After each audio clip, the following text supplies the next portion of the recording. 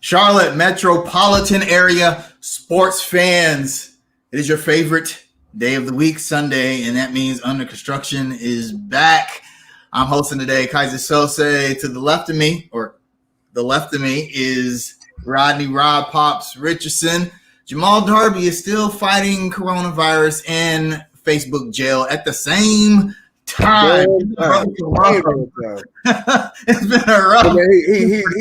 He's a grumpy old man, so it's gonna take a little longer to recover. Right, he'll be back swinging full force next week. Yeah. He got 3 days left in Facebook jail, and that's probably all he's got left on fighting COVID-19. So it's been a rough week for that brother, man. So when y'all see Jamal again, give him some love. But we're gonna give him some love too. He needs a wife at this point. Yeah. Hopefully y'all are having a good Valentine's Day. If you're not, then hopefully we'll make it better for y'all. And I do know what I am in love with this Valentine's Day: the Charlotte Hornets, because they lead the Southeast Division. Who would have thought? They lead the Southeast Division with a 12-13 record, one game under, or 13-14 record, one game under 500, with Miami a game and a half behind. A kind of up and down week for the Hornets as they beat the Timberwolves, lost to the Grizzlies, and then had 2 consecutive wins against the Wizards and Rockets. Before that, they lost to the 76ers and then the Utah Jazz. LaMelo Ball is pretty much a full-time starter now. I don't think he's ever going back to the bench. And boy, has he produced during the stretch. Man, Robbie, your thoughts? Man, that kid, man, I'm pleasantly surprised. Like, I saw an article that John Hollinger wrote, just talking about his historic start, and it's on the lines with Kyrie and LeBron. So it's just like the draft gods actually this past year actually looked out for us. Like, what are the chances we have? We move up in the lottery, get the number 3 pick, and they come up with the best player so far in this draft. Like, this is like surreal. I just want somebody. I just like, please don't wake me up. Please don't pinch me at this point. But man, I'm just thoroughly impressed by him, man, and just the way that he approaches the game and the way his vision is set at 19 years old. And this kid doesn't even have his full adult body yet. I just can't wait, man. Yeah, every time I watch him play, I must say, wow, 3-4 times a game. Like, wow, Did you see that? And I'm like, man, I can't believe we drafted this kid because, I mean, all respect to Kemba Walker, greatest Hornet of all time, but Kemba wasn't doing this. Kemba wasn't doing this as a rookie, and I haven't seen a player be drafted by Charlotte that was this good this fast since Larry Johnson. Larry Johnson. And that was almost 30 years ago. And it's hard to believe it took 30 years for us to get a player coming into the NBA who was pretty much already NBA ready and ready to be a superstar. Kemba had to work to get where he was. And as much as I love Kemba Walker, LaMelo's potential is so much higher, man. It's like I never realized like how big he was. Like I knew he was a bigger guard, but I didn't know he had his wingspan. And what has thoroughly impressed me as well is his rebounding ability, man. To be a point guard, man. He kind of reminds me of don't slap me for saying this, like a Jason Kidd, Penny Hardaway type mix. You remember Penny coming out? Yeah, Penny was out of Memphis. 6'8", 6'9". Yeah, end of the rock. Penny was a little more athletic than LaMelo, but he did more years of college. And I think he had a more NBA-ready body than LaMelo does. Yeah. LaMelo might grow another inch. He's certainly going to put on another 15 pounds of muscle. Yeah, in the offseason. And that doesn't bode well for the rest of the NBA. It bodes well for us. But the thing that impresses me most about LaMelo is how quickly he learns. The stuff that he was doing at the beginning of the season, we were like, okay, rookie mistakes. He's not doing those things anymore. No. And I think one of the most underrated aspects of his game coming into the league was that he had played in the ABL, which is that's a pro sports league. There's some debate about how much better or worse it is than the NCAA, but he skipped college. He went right to the pros, and he's already doing some pro savvy thing. I've never seen a rookie get as many calls as LaMelo gets. I'm telling you, man. It's absolutely shocking. And then he already has the respect of his fellow NBA players. Like, yo, this kid is the truth. Like, it's refreshing that teams are actually like taking the Hornets seriously. But do you see this question right here? What do you think about it? LaMelo is the truth, but do you think having Gordon puts us out the lottery again so we can get the kid from Oklahoma State, Cade Cunningham? Yeah, I think it does, but I don't think that's a bad thing. Fans latch onto this idea that your team has to just be bad and accumulate a bunch of draft picks, which may or may not be good.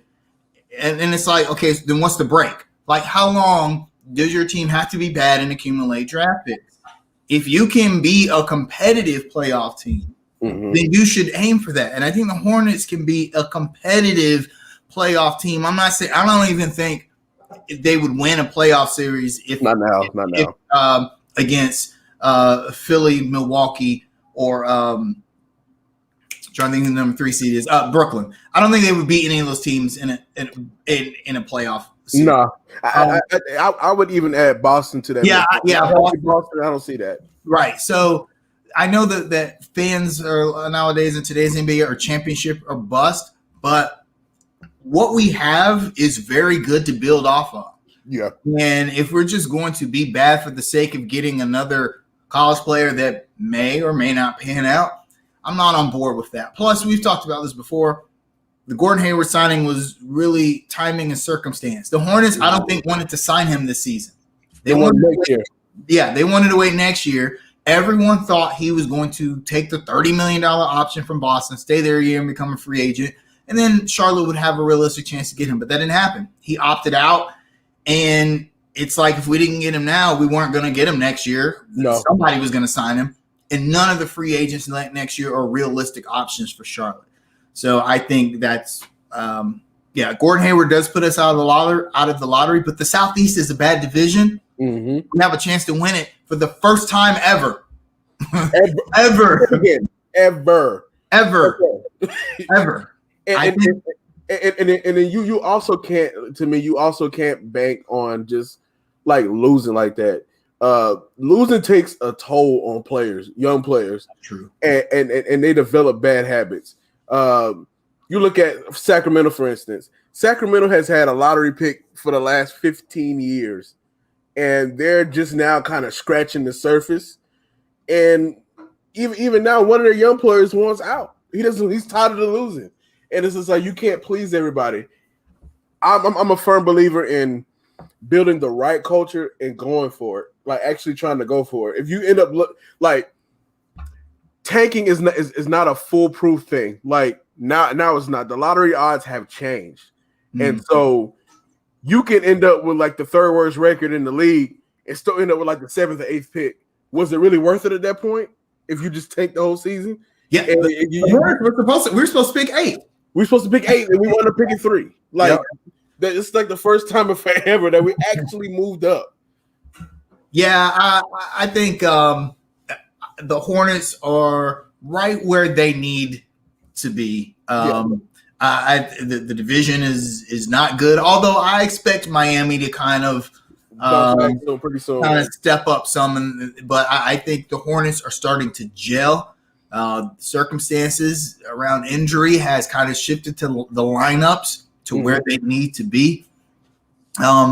I like the path the Hornets are taking. Now, if they miss the playoffs and make the lottery, that's great. That's great. That's fine. Yeah, but if they make the playoffs, that's fine too. That's awesome.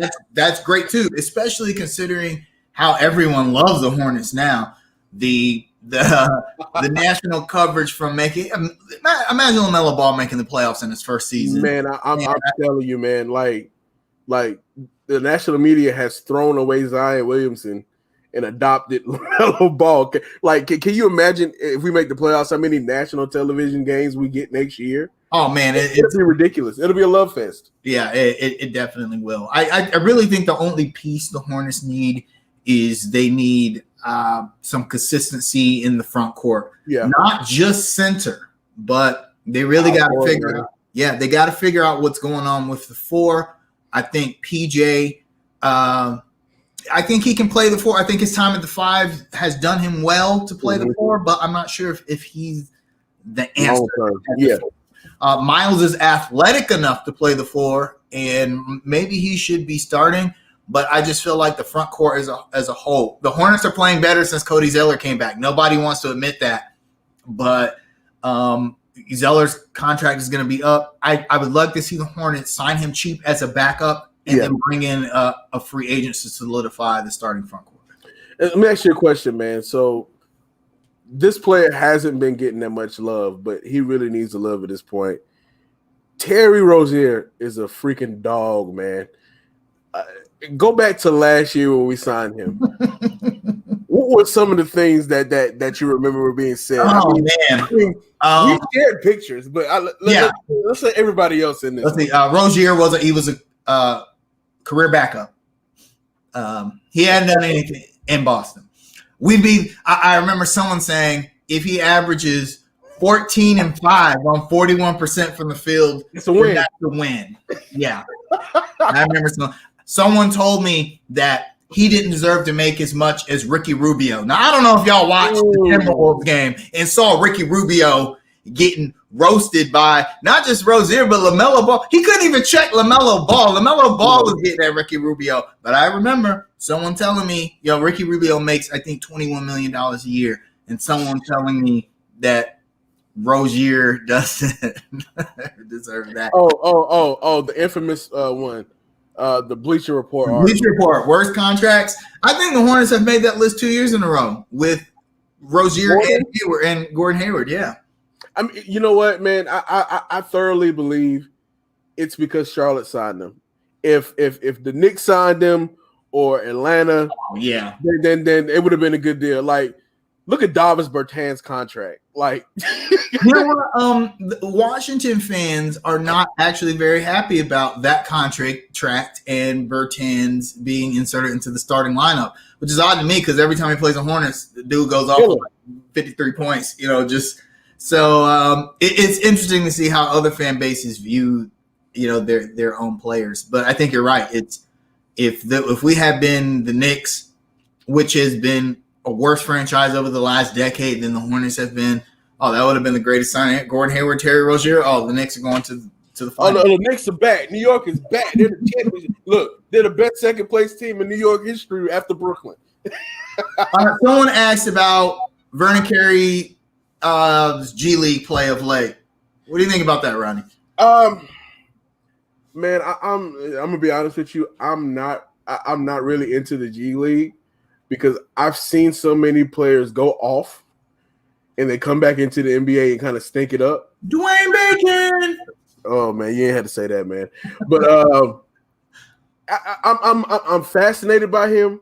I think he should have stayed another year at Duke post losing the weight and just kind of getting used to the weight because I mean he's still a big boy, but he's gonna have to get used to playing at a different size. To me, well, one of the things that I'm not high on him is that he's to me is more of a traditional big man, and it's kind of hard for them to find their footing in the league. Nick Richards is more in the mode of the modern big man in the NBA, where he catches balls off lobs, pick and roll, and stuff like that. And so I'm impressed by his offensive output, but some of his defense, like he scored like the first game he scored like 21 or something like that, but he gave up like 25, 24. And so like I would like to see him get better on the defensive end. And Jalen, McDaniels, man, I'm high on the kid. He just needs time. He's still young. And he actually is coming back tonight. He got cleared for COVID protocol, so he should be back tonight. I expect him to get at least some minutes against San Antonio. I don't like it. I'm with you, Rodney. I don't put a lot of stock into G League performances because we've seen too many times, particularly with the Hornets, where they go to Greensboro and they just light it up, and then they come back and they nothing. However, I will say that it's good for guys like Carey to get that G League run. You're especially playing against other college guys, but NBA, you get used to NBA rules, the NBA pace. I think that's good, and you can develop your NBA game, you know, in the G League. I like Richards, and I think the team does too. I think they like Richards better. That's why they didn't send him to Greensboro. That's why he's still on the active roster, because, like you said, they can bring him in. He can catch lobs. He's essentially like someone mentioned in the comments, JaVale McGee. He's like a JaVale McGee type center, which is what teams like the Hornets, young teams that like to run, those are the kind of centers they need. Yeah, we don't need a guy like, you know, that's just gonna sit in the post and wait to get the ball. Like Al Jefferson was good when he was here, but people don't understand the NBA was played a totally different way. Like the NBA was still kind of post-centric, and the Warriors were just kind of getting started. And and to be a successful team like this, if you're going to be a back-to-the-back big man, you have to be elite of the elite, and you have to play both sides of the ball like that, or you have to have elite skill trait. I think Nick Richards helps us more than Vernon Carey does. Yeah, and, you know, someone in the comments like, well, you know, they go to the G League, they get a rhythm, they come back and they sit on the bench. Yeah, because they suck. I mean, I don't want to. The G League is not the NBA. It's it is not, and you can get a rhythm. Dwayne Bacon is the perfect example. I hate to bring him up because he went to the G League and came back and got minutes. In fact, he was a starter last year, beginning of the year after coming back from the G League. Or a guy like Devontae Graham, he goes to the G League and they say, okay, he's too good for the G League. He comes back, he produces in the NBA. And I'm sorry, someone said Bacon doesn't suck. I'm sorry, dude. He was a starter here and did not produce. He did not produce. And I'm big on Dwayne Bacon. You can ask anyone in the Hornets group. I was like, this guy is our starting small forward. And he started and did not produce. He lost his job to Devontae Graham, who did produce. Devontae Graham came out of the G League and shot the lights out. And Bacon could never he just couldn't get his rhythm. And if you talk to anyone who's an Orlando Magic fan, look at what they're going through with Dwayne Bacon down there. Maybe he doesn't even start. He doesn't start anymore. Maybe if you look at Bacon last year, Bacon shot 34% from the field, like from the whole field last year. That is, and he doesn't, and he's particularly not a 3-point shooter like that. And so that's not good numbers. I'm sorry. Like any way that you slice it, 34% is not good numbers. He's a black hole in offense. He does not pass the ball. He is not a plus offensive player. If he's going to cut it in the league right now, it's going to be on have to be on the defensive end at this point. And he's rightfully back with Steve Clifford, which he probably needs because Steve Clifford trusts him. But he still has to develop. Yeah, I don't know if he was a good fit for us moving forward. I think Borrego had a lot of trust in him. That's why he started the season as a starter. But if you look at what the Hornets are trying to do now and the way they play now, I just don't think he's a good fit. He's probably a better fit in Clifford's system here. I mean, people can say whatever they want about Bacon, but he had his opportunity. JB started him at the beginning of the season. He started as a second-year player. And how many second-year players, you know, get the starting nod? And you got to make the best. Make hay of it. I mean, he had his shot, he had his opportunity, and he just didn't cut it at that point. And it was just time to move on at that point. I mean, he even started his first. He started the first game in Charlotte his rookie year. Yeah, in place of Nick Batum. And yeah, I mean, I'll just say this: we won't be talking about Dwayne Bacon next season. No, we won't. We won't because Orlando gets everybody back. Right, yeah. I mean, they're injured, so they get everybody back next year, and Dwayne Bacon will probably be like the 13th man off the bench. I mean, I love Bacon, but not this much.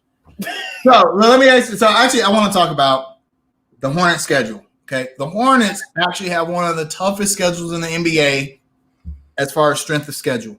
I think they're in between. They fluctuate between the 8th and the 5th toughest schedule.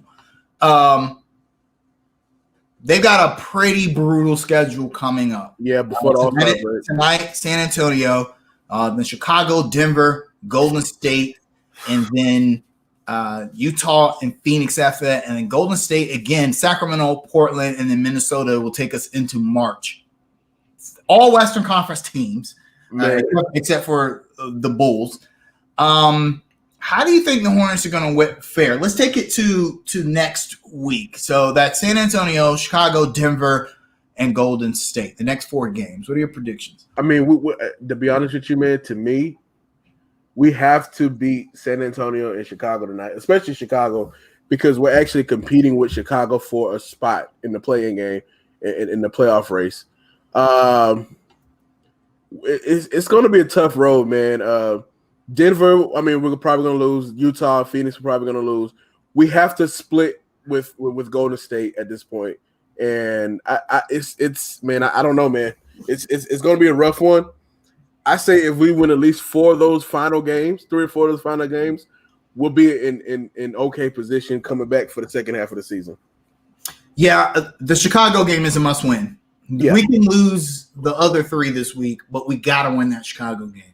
Yeah. Eastern Conference team, same division. You have to win that game. And Chicago is I don't want to say they're not good, but they're a team with a losing record. Those are the kind of games you got to win. Yeah. And considering that Chicago beat us earlier this season, and we had the heartbreaker loss against them last season, I feel like we need some get back against Chicago. You got to win that game.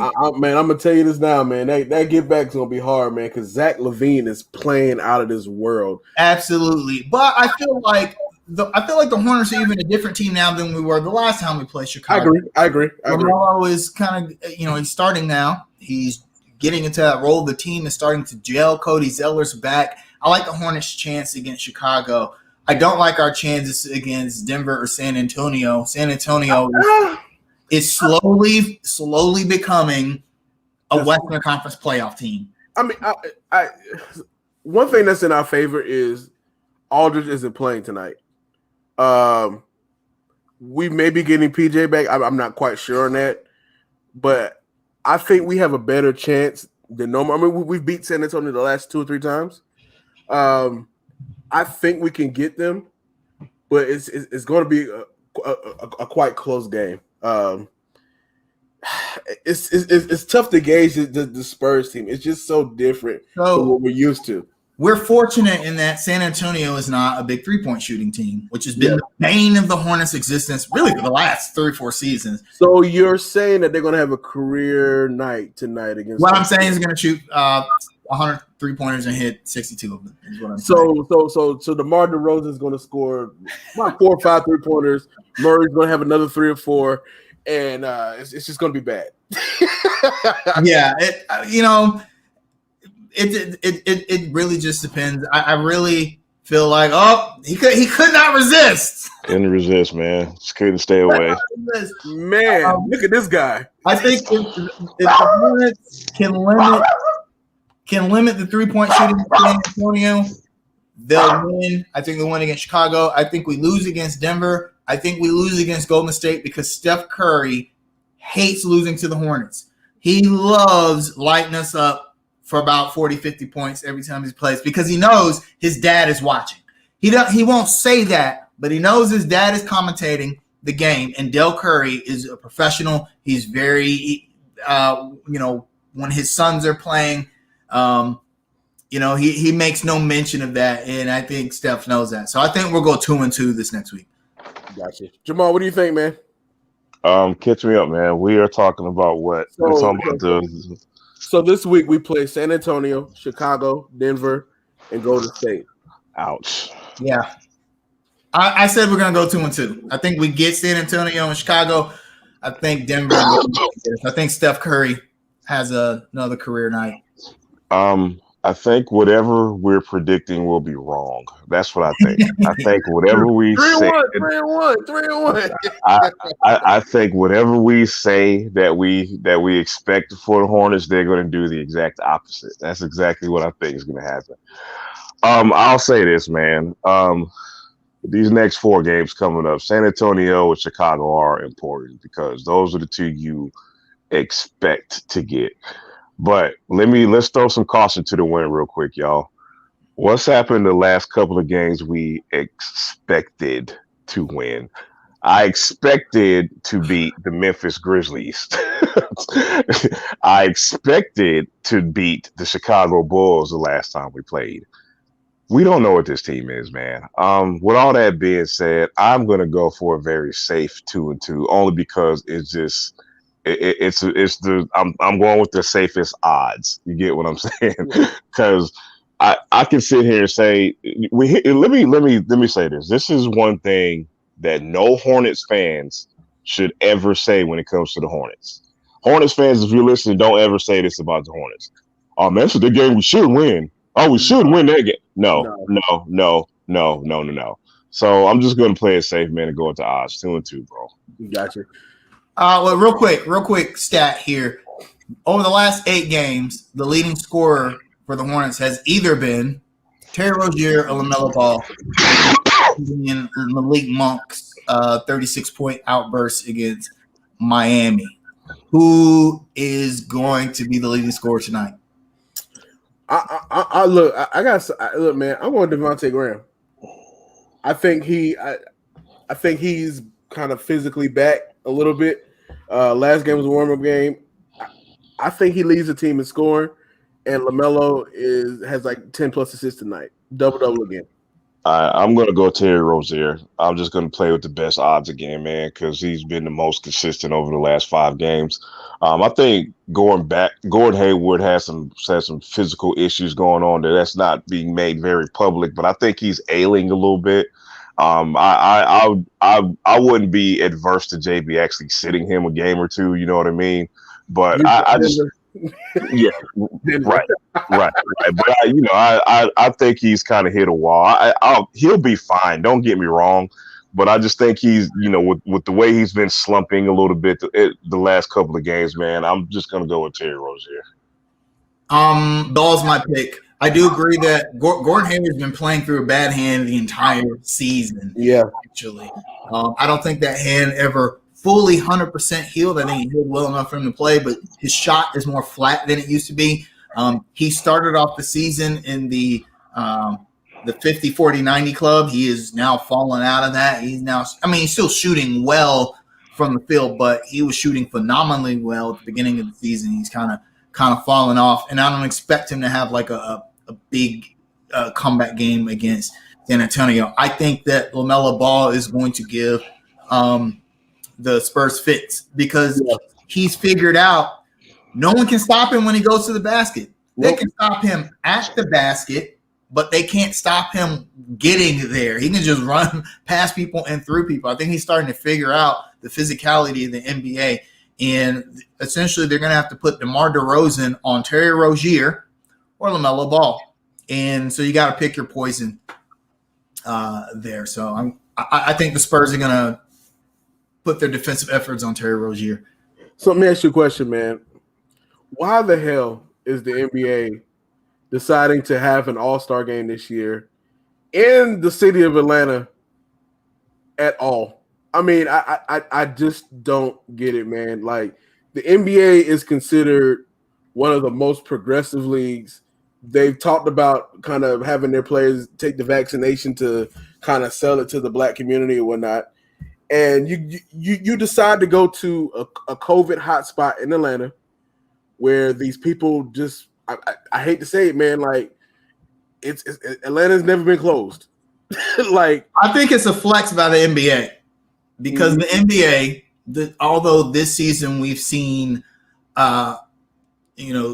players in COVID protocols more than we did in the bubble. Obviously, the bubble was a success. Yeah. The NBA feels like, okay, we can go to a state, which is known to have a high incidence of COVID infections, and we can successfully have our all-star game there.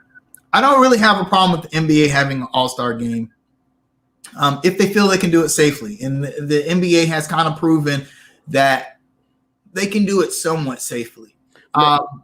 My thing is, I think they could have picked a better place in Atlanta. And the fact that the beginning of the season was said, okay, there will be no all-star game. All-Star Weekend. Something I did not agree with, but they said it wouldn't be. I'm kind of. It's like suddenly. Oh well, you know what? In the middle of the season, let's have an All-Star game. This kind of messes things up for the way that teams, especially in a shortened season, games less, the way teams are managing their players and rosters, their strategies for playoff positioning. This changes all of that.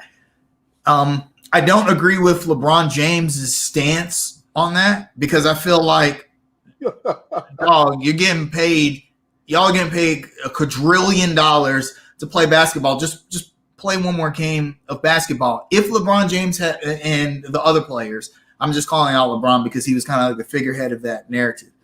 But if players said, hey, we have real health concerns about COVID, okay, fair enough. But if their thing was, well, we only had 41 days off or however many, whatever. I don't want to hear. I do not want to hear anything about rest in time, considering that 66% of the league have 4 months off between the season and the playoffs. Just because the Lakers won the championship, they feel like, oh, well, we need to rest, so we don't need to play in the All-Star game.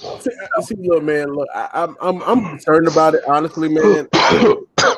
Just like the Super Bowl to me was like a super spreader, and those numbers will peak pretty soon. Like what was troubling to me, man, I was on Clubhouse, the app Clubhouse, and I was listening, man, and like I'm in like a couple of sports groups and whatnot, and some of these people were like, yeah, man, we just wait for the NBA to finalize these dates so we can throw a couple of day parties and all this. I'm like, man, I'm just like, are there gonna be fans there? That's my thing. If there's no fans, then okay. They're saying there's not going to be any fans, which makes it even more pointless. But if you look at the Hawks are now starting to have fans in the arena. Hence the Karen who LeBron James we missed totally missed. But here's the thing: wouldn't you watch an All-Star game on TV even if there's no fans in the arena? I would. Of course, I mean because it's tradition. I mean you go. Plus, here's something that is getting missed in the narrative. If you look at a lot of the players that are opposed to it, they're vets, they're old headed. LeBron James has been to every All-Star game ever since he's been in the league, and he could be in 50 more All-Star games if he wanted to. You take a player like I'm trying to think who there are some players fringe All-Stars. This might be their first ever All-Star game. This might be the only chance that they ever get to play in an All-Star game. For LeBron James and Chris Paul or whoever to say, All-Star break's not a big deal to us. Well, of course it's not a big deal to you because look at who you are. But there are a lot of players where, plus, there are contract benefits to being in the All-Star game for a lot of players. You play in the All-Star game, you might get an extra $100K. Those players really want to play in the All-Star game, and it's not really fair to speak for all the players in the entire NBA to say, well, we don't want to play in the All-Star game. I see both sides of the argument, and I wish the NBA, if they decided at the beginning of the season there was going to be no All-Star game, stick to that. Here's what I think about that. I think it is a highly irresponsible thing to do by the NBA. Coming from somebody who is sitting here on the tail end of coronavirus, and you decide to do it in Atlanta out of all the states in the cities in the world. You decide to do it in Atlanta, Georgia, where coronavirus is being largely ignored in that community. It's not a good message by the NBA to send to society about the state of coronavirus and the state of this pandemic. It just sends this message like, coronavirus still ain't a big deal. That's the message I get from it. And coming from somebody who's still dealing with this crap, I hate it. It's like a slap in the face to sensible people who want to do their best to stop this spread of everything. I get it, man, as far as the NBA wanting to continue on with tradition and to try to give the fans something back, but it is maybe if it wasn't in Atlanta, maybe if it was in Topeka, Kansas, maybe I wouldn't care so much. But it's just the message seems like such a bold slap in the face, man. I'm not with it, bro. And look, you got younger guys who want to experience these things, man. But here's the hard reality of situation. The reality of the situation is that this pandemic is affecting everyone's life. Everyone, regardless of whether you're rich, poor, black, white, you have it, you don't have it. It is affecting everyone's life, and that's just the reality we have to deal with. Everybody's have to made a sacrifice with this pandemic. So these other players got to do it too, man. Gotcha. So, guys, man, I got another pressing question. How do you feel about the NBA kind of shaking up Mark Cuban and saying, "Hey, you're going to play this national anthem"? Basically, Mark Cuban has said that since he made an executive decision, kind of to forego the national anthem before games, and the NBA just kind of said, "Hey, this is our protocol." And we're having the national anthem before every game. Like, how do you guys feel about that? I mean, the NBA is supposed to be progressive. Adam Silver is the progressive god. Like, how do you guys the NBA likes to give the appearance that it's progressive because they know that money, Castro. Someone said in the comments, Cream Castro's everything around me. Let me say this as a military veteran. Someone who used to salute the flag in the national anthem every morning I woke up and every day at 5 p.m. I don't care. And actually, I think it's a great thing that sports move away from that. Mainly because people always say, what do people always say about politics and sports? I don't want any politics in my sports. You can't get more political than playing the damn national anthem before every game. So just remove it. It's a subject of controversy. It has negatively affected people's careers in the NBA and the NFL and other sports. It's just such a hot topic, hot button topic. Just get rid of it. Because you and me both know people will say one thing and not necessarily mean what they say. True. Yeah, that's true. But go ahead, sir. No, I think Mark Cuban is like, hey, let's just get rid of it, because what purpose does it serve except to inject some fake nationalism into your sports? I mean, during the national anthem, if you go to any NBA game, what's everyone doing? People are at the concession stands getting beers, getting pretzels. People don't. The average American citizen doesn't really care about the national anthem during a sporting event as much as they say they do. Also, and I think this is why the NBA is being the way they are with Mark Cuban. Professional sporting leagues get paid money from the Department of Defense in order to have those patriotic displays. It costs. Do you know how much it costs to do a flyover of an NFL stadium? It's like $2 million. It's like $2 million. Why? Because jets cost money to fly. You got to fuel those things. You got to maintain them. You got to do all those things. So they paid the NFL money to have these patriotic displays. Same with the NBA. The Star Spangled Banner is part of that patriotic display. The NBA doesn't want to do anything to upset any money they might get from the government, any tax breaks, anything of the sort. I think that's why they have the stance that they are. I applaud Mark Cuban for his decision, and I hope Michael Jordan does the same thing. He won't, but I'm about to say, come on now. Yeah. Jamal, what you think, man? Not in Charlotte, North Carolina, buddy. I got 2 words for y'all: respectability politics. All of this is pretty expected. I just wasn't shocked at all when I heard the news, man. Look, the dollar bill is always going to be the bottom line. Kaza kind of stole all my thunder with this. The NBA is always going to give the illusion that they are the most progressive league out of the major 4 sports. They're always going to toe the line. You know what I mean? The NBA knows that the majority of this league is black or players of color. They know that there's a lot of black head coaches, so they're going to play respectability politics up until to a certain degree. You know what I mean?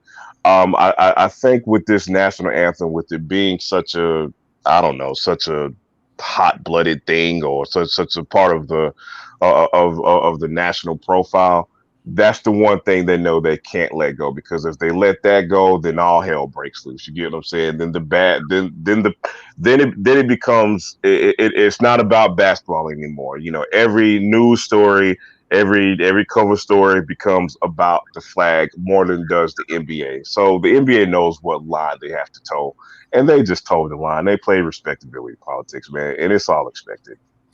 I got one name to say, and I'm gonna close it out. Mahmoud Abdul Rauf.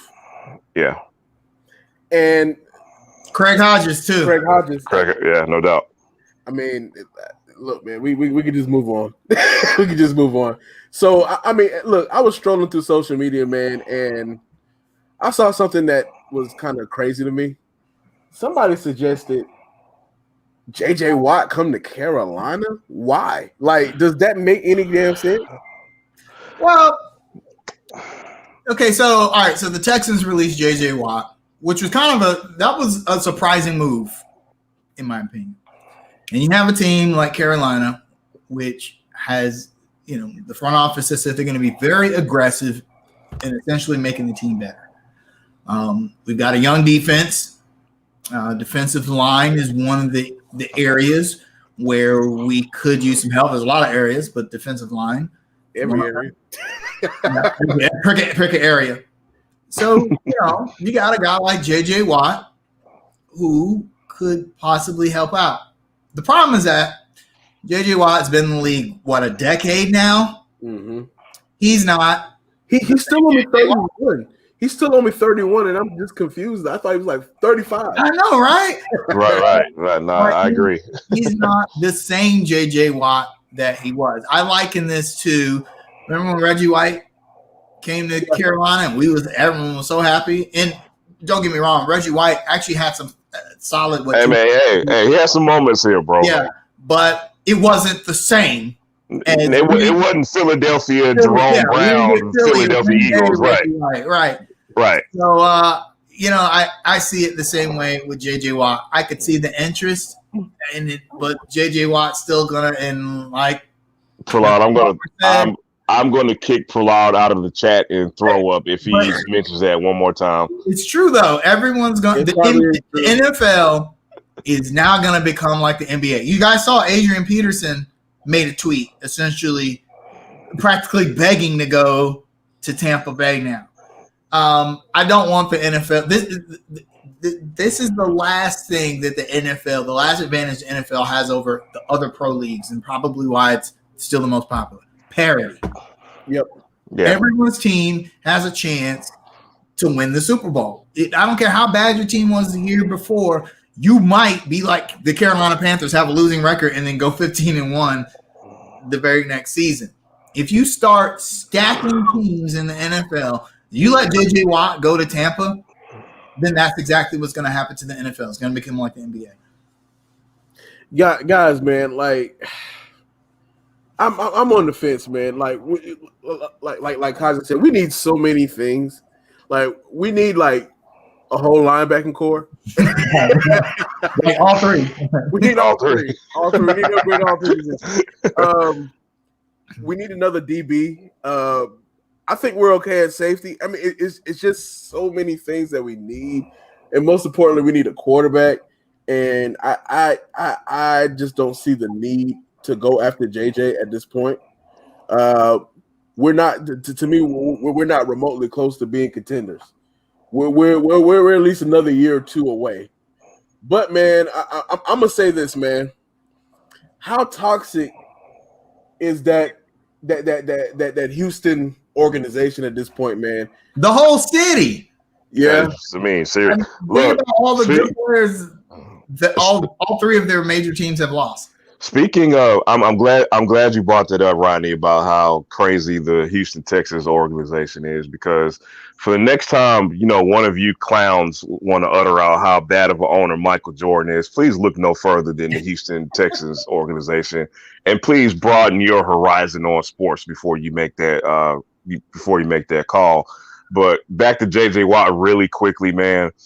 It'll be kind of, if it was this thing where it's just like you sign a guy for like, you know, a very, very affordable 1 to 2 year deal, then it's just like, cool, whatever. He can share snaps with Yatir Matos Gross or whatever his name is, and if he shares snaps with him, then it's like, okay, that's okay. That's something we could see. I could definitely be on board with something like that. But even if we were, I would really quell my expectations on what he could bring to this organization, because I think people kind of hold on to this image that J.J. Watt is still J.J. Watt from 2008. That was a cheat code on Madden that could get you a sack every time you lined up, and it's just, that's not the reality anymore, man. So I'd be okay with it, but nothing I would do a backflip over. Gotcha. Guys, man, so I got a quick question, man. I saw some things recently that the Panthers were actually looking at just different quarterback options. I've actually heard we were linked to the Jets for what's the guy's name? Sam Darnold. Sam Darnold. Yeah. And just kind of like we were in on the Matt Stafford thing, and we offered a ridiculous package. Let me ask you a question: would it be so bad to bring Teddy back and just cut him after next year, and just kind of play for just kind of play for a lower level playoff seed and just another high pick next year? Or do you think it's just we have to go for it? I mean, because I'm honestly afraid we might give up too much for a quarterback at this point. I think the Panthers are in a very, very tough situation, man. And I think what I'm afraid, the way that I'm afraid that it may play out is overreaching for a quarterback in the draft. I really believe that. I really believe that could really be our reality going into this draft. I think the Matthew Stafford thing hurt. Because you know what I mean. The big thing was Deshaun Watson, and how do we go all in on it? I think all of us believe David Tepper would trade the damn stadium for Deshaun Watson, but it just doesn't look like it's going to work out that way now. And of course, the Stafford thing fell through, so we're just like, all the chips are really not falling in our favor. You get what I'm saying? And I just think we're going to be in a situation, like you said, Rodney, where we're either going to have to give up too much to get something mediocre, or come draft time, it may be Justin Fields time, it may be Trey Lance time. I just think, it's kind of like this. Remember, like when the Hornets, like with the whole Gordon Hayward situation, it was like, all right, we didn't get this, so now we're here. So this is what we're going to get. I think you're going to see a very similar situation with the Carolina Panthers. I think their first 3 or 4 choices are not working out the way they want them to. So come draft time, it's like, maybe we have to reach for a talent because we have no other options. Gotcha. Yeah, you know what? If I'm Teddy Bridgewater, I gotta start thinking about Plan B, because clearly the Panthers have no confidence in him. And we saw what they did with Cam Newton, who was a better quarterback than, and he might not have fit what we were trying to do anymore. He was better than Teddy Bridgewater for that kind of money, at the very least. And so when you look on the news and you see that the Panthers are trying everything that they can to bring in your replacement, you either got to have an insane developmental jump, or you got to start thinking about what your other options are. Having said that, I really think the Panthers, this is maybe one of those cases where maybe you should just sit down. Look, man, look. We a couple years back, we always advocated for the Hornets to take their medicine. You made your choice for this Teddy Bridgewater deal. Mm-hmm. It's time to take your medicine. Like you got 1 more year of this contract before you can cut it without penalty. Nobody put a gun to your head and say, "Here, sign this dude who never threw for more than 14 touchdowns in a year." No, nobody told you to sign him. Take your medicine. Try again next year. Look, you're already gonna lose Curtis Samuel. Tell him bye-bye. I mean, just continue to build your team. Sit your ass down. Build the defense. I mean, that's all you can do, because I don't. the Deshaun Watson sweepstakes is over with. Houston is going to hold on to him. He's got 2 years left in his contract. Listen, they're either going to hold on to him or they're going to end up giving something.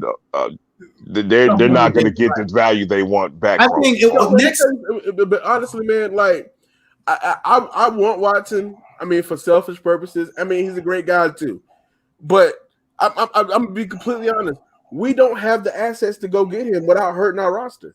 We just don't have the assets. Like you look at a team like Miami, you look at a team like the Jets. They have assets. I mean, that brings me to a question I've always had with the Panthers. Look, man, in the NFL, if you're bad, you at least have money to spend. Mm-hmm. If you don't have money to spend, then you're in contention. Why is it with the Panthers? We're bad and don't have money to spend. Why? I'm sorry. I'm gonna give you a link to that. I got a name, Marty Herney. He handed us some of those contracts out, and look, man. Sometimes the Panthers don't know how to cut bait with aging veterans. Like KK Short should not have been on this roster this past year to me. I'm sorry. Like if you went youth movement, the proof is in the pudding. I agree. Yeah. And then that Shaq Thompson deal, like he's an okay linebacker. He's probably should be your second, third best linebacker. His contract was just ridiculous to me. I mean, what did he prove to get that money? Warrant that kind of money, right? Make the money, black man, but you stole that shit. Wow. Wow. Well, we forget the Panthers playing Charlotte. They have the same issue that the Charlotte Hornets have in that to keep your own talent, you have to overpay mediocre players. I mean, we've seen the Hornets do it over the last 10 years, and it may come to a point where they're going to have to do it again. I mean, as much as we love Miles Bridges and Devontae Graham, when their contracts are up, how much are they really worth to us versus, the market?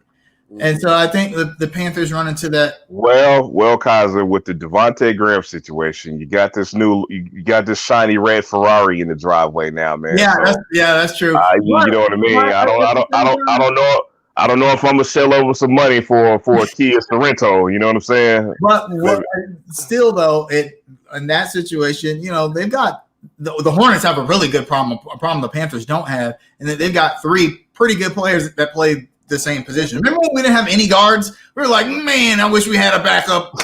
Look, we got 47-year-old Tony Parker. Woo! Yeah. Wow. We had time. But we was like, what's Gennaro Pargo doing these days? Yeah. Good gracious, man. We had Marco Bell, and now we was like, finally, a guard. Like, hey man, look, call Ramon Freshers up. He's from Myrtle. Yeah. Call him back up. But I think the Panthers are kind of the same way in that we've had to overpay to keep our own talent because they're going to go somewhere else, possibly for less money because they get to play in a bigger market. Hey man, look. Before we move on, I'm gonna just say this, man. In about 7 years. No, he did not say MCW.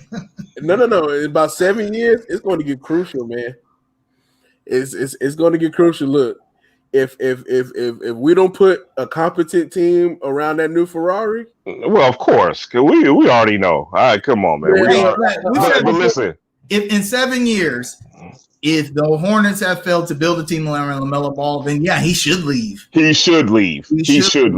And look, if it happens, we should be used to it. We shouldn't have any emotion behind it because we've seen it before. Hey man, look. If in 7 years we don't at least make the conference finals, the second round of the playoffs, man. Look, I'm a Lakers fan after that, man. Let's not go to the extreme here, Riley. But in all seriousness, man. This franchise has made every single mistake you could make. So if you haven't learned, if you haven't learned from your past mistakes up until this point, then I don't know what to say for the Hornets at that point, man. I really don't. So hey, Anthony, we're gonna have a conversation about this later. Jamal and Kaiser and me are diametrically opposed. Look, I don't give a damn what y'all say. I'm not giving up the white LT. Y'all can kiss my ass, a man. team Not in doing the it. league that would have paid McCaffrey. Not a single one. Not a single one. Not a single team in the league. Y'all must be crazy. Yeah. But hold on.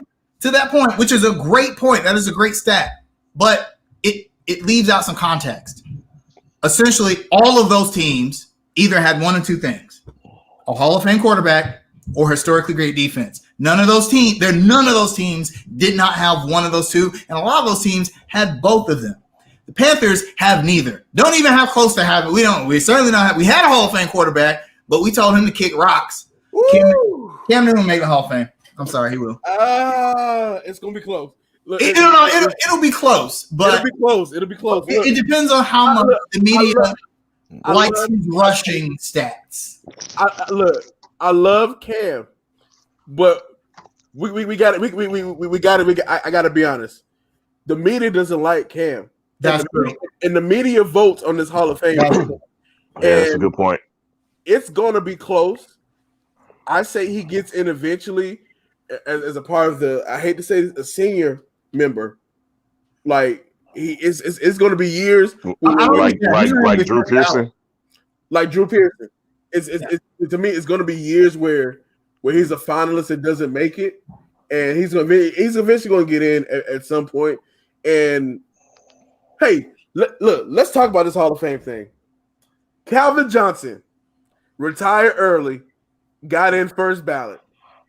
Somebody told me Luke Kuechly has no chance in hell of getting in because he retired early. I would smack that person in the face and never listen to him. I don't know what's the rationale behind that. I just don't get it. Luke is going to be the first Panther Hall of Famer.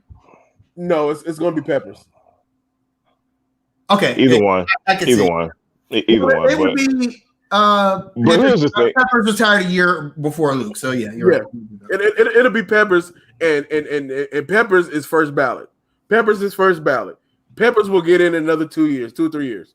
But Luke, I think Luke and Patrick Willis are going to have a harder time because they did cut their careers a little short. Luke, I understand why he did it. And listen, Luke might have cut his career a little short, but he made a lot more impact in his 8 years than a lot of linebackers did in 12 to 15 and really, 8 years, that's a long time for the average. The average NFL career is 3 years. It's true. It is a little longer for linebackers, but 8 years is a long time. And the simple fact is there was not a better middle linebacker in the league for 7 of those 8 years. It just wasn't the truth of that. I'd be shocked if Luke Kuechly wasn't a first ballot Hall of Famer. Hey guys, look, finally, man, Smitty's gonna have to wait. Historically, wide receivers had to wait, and Smitty, look, he's gonna get the short end of the stick because of the quarterbacks he played with. But that guy was a monster. I hate to say this, he might get in like Cam gets in eventually later on down the line. Really, they got to change the rules to the Hall of Fame. Most of the voting rules are unwritten rules. They only vote 5 to 7 players in a year, and that's not like a hard rule. Why couldn't you vote 10 players in or 2 players per position or whatever? Because we all know there are guys that are deserving to be in the Hall of Fame. Look how long it took Terrell Owens. Terrell Owens should have been first ballot. Yeah, right. First ballot. And because I don't even like the guy. He should have been the first ballot. Yeah, because the media didn't like him. He got stonewalled for years. Plus, there's all, like I said, there's always been a log jam at wide receiver. It's ridiculous. The whole Hall of Fame thing is ridiculous as it stands. All right, guys, look, we're gonna move on, man. Like we could talk about this for days. I could add Sam Mills on there, but we're not gonna do that. Quick question, guys. What are your shout outs for the week? Jamal, I'm gonna start with you, Mr. Sick. Hey man, look, man. Shout out to you for even coming on today and getting better, man. Just shout out to you, man. Appreciate it, brother. Shout at to everyone who still believes coronavirus is not a real thing. I felt like I was gonna die Thursday night Luckily, I'm okay, man. I'm still I'm getting to the finish line. I ain't there yet, man. I'm probably gonna go to sleep as soon as we get off of here, bro. But shout out to everybody who still believes coronavirus is not a thing. Shout out to Jerry V who blessed us last week, man. That was a really good show. Man, what else? And RIP to his dog. He lost his beloved dog this past week. Oh no. Man. RIP, man. Sorry about that, man. But just shout out to the continued listeners and supporters and the guys in the chat room. I say this every week, man, but those of y'all who are in the chat room, man, y'all make the show, man. Y'all are our mouthpiece. Y'all are our marketing team. So please continue to do what you do, man. Shout out to Rodney, to you, to a lot of people who just checked on me. A lot of people was like, man, shout out to people who bought me food. Shout out to people who gave me DoorDash credits. Shout out to people who just sent text messages, man. It was all appreciated, man. So thank you all for your support, man. Got you, Kaza. Shout out to I'll give a shout out to Vince Dunlap. Because Vince has been Negro Damas when it comes to the ascension of LaMelo Ball. If you go back and watch old episodes of Under Construction from like a year before we even thought that it was possible LaMelo Ball could be a Charlotte Hornet, he was saying that train LaMelo Ball was going to be. And then, he was on the LaMelo Ball train. When we got the third pick, and then we pick him, and he's like, "Hey, he's going to be starting by February." And so far, everything Vince said. So here's what I need from Vince. I need to know if Dogecoin is going to go up. I need to know lottery numbers from this coming week. What else I need to know? I need to know what Sade's Valentine situation looks like. I can tell you. I can tell you what it looks like. By the way, 4 more days. 4 more days, guys. Yes, sir. 4 more days. Yeah. So yeah, shout out to Vince, man.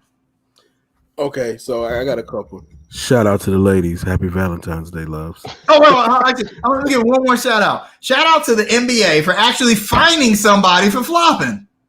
LeBron James and Kyle Kuzma both got hefty fines from the NBA. That was egregious. Nobody touched that dude, man. That was one of the worst flops I've ever seen in my life, man. Yeah, that was bad even for a LeBron flop. Even for a LeBron flop. But god dang, bro. And then he just walked to the free throw line like. Hey, I got one more shout at. This is a shout at we're all gonna remember. This is like an eternal shout at. I'm gonna never ever, and I do mean never. I'm never gonna let Bleacher Report ever forget that they told y'all that Terry Rozier was the worst free agent signing of that summer. I'm gonna keep at it. I'm never gonna stop reminding y'all. That's it. Go ahead, y'all. And so, look. I'm gonna give a shout out to Vashti. Her birthday was yesterday. Happy birthday, Vashti. She was like our first and second guest ever, and has been supporting us forever. And just shout out to you, man. We appreciate you. I hope you had a wonderful birthday. And man, I got a shot at, man. Look, congratulations to the Tampa Bay Buccaneers for winning the Super Bowl. Man. But guess what? At the end of the day, you still have the worst winning percentage in sports history. The franchise will always be garbage. You lucked up because you are in Tampa Bay, Florida, and Brady dragged all the talent to play with him. You were asked for Jameis Winston, and you will be asked after Tom Brady. Great retirement community. But Tampa will always be America's butthole. I co-sign 100%.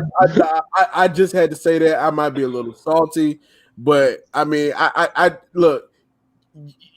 It's unfair that an inept franchise who's been threatened to move a couple of times, who has been trash overall, has 2 Super Bowl championships, but a good franchise like the Panthers or like the I'm even say the Atlanta Falcons.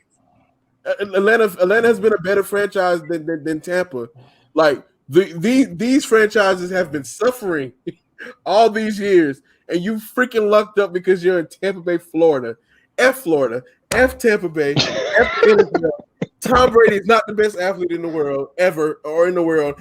Serena is better than him. MJ's still better than him. Even LeBron James is freaking better than him. He can just throw the ball. That's it. I'm sorry. I just had to get that out. Hey, I got. Hey, there. Yeah. Shout out to Tampa Bay's defense. Hey man, but look, man, Brady was funny, man. He was drunk and he was lit this past weekend, and I enjoyed seeing that though. I'll just end it on this. A lot of people don't know. Tampa was 12-1 odds to win the Super Bowl before the season started. Like, who was surprised? Nobody was surprised. They were 12-1 odds. That was third best in the league behind Green Bay and San Francisco. Yeah, you talk about lucking up into a championship. Now, I hope that we can luck up into a championship, but we'll still have a better all-time winning percentage. Nah, well, you see, Kaza, there you go, man, because luck and Charlotte don't go together, bro. We don't have luck here, look, bro. Man, look. Hey, we lucked up and got LaMelo Ball. So well, maybe things will change. You're right. Our mascot is a black cat. I'm going to just leave it at that. It's a bear. It's a black cat. It's a black cat. It's a black bear. How about that? What's that bear doing? You call him that, Sir Puck? That guy. Robbie has a great season next year. So. All right, guys. Thank you guys so much for watching. Y'all stay safe. Hope you get some cutting tonight. It's Valentine's Day. Love y'all, man. Mask up. Peace out. Peace out.